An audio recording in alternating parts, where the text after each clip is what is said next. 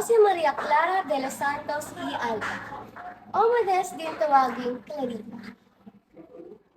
Ako ang kaisa-isang anak ni Pia Alba at Kapitan Tiago. Tinaguri ang pinakamagandang bituin at nag-iisang mutya ng San Diego.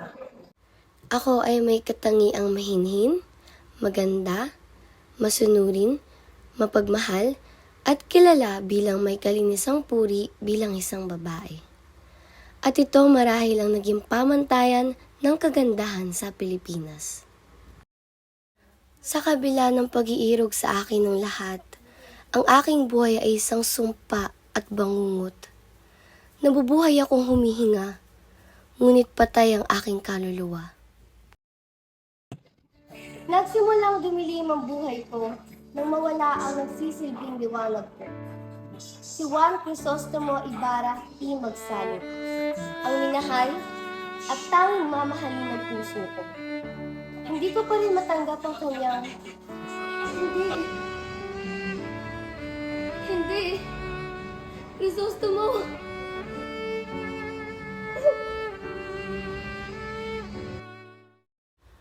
Buong buhay akong nagtimpi at nagsilbing pipi. Palaging minamanduhan ko anong dapat gawin sa hindi.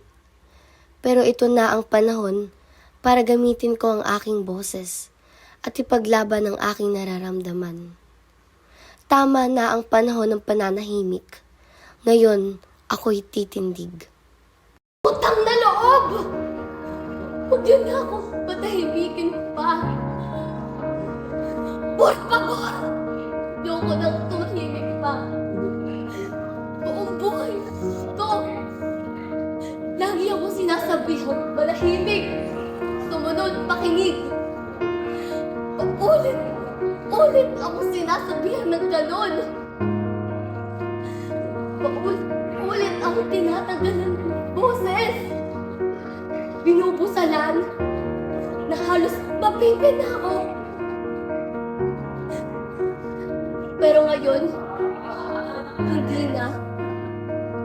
hindi na ako mananahimik pa.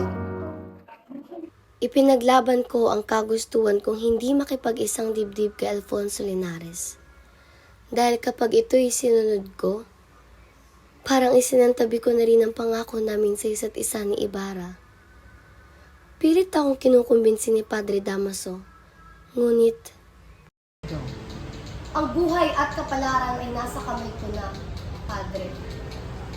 Ako'y papasok sa kumbento. At kung ako'y inyong hadlangan, magpapakamatay ako.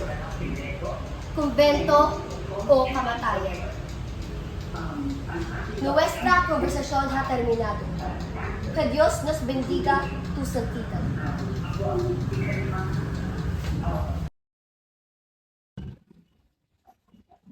Ako si Maria Clara de los Santos y Alba,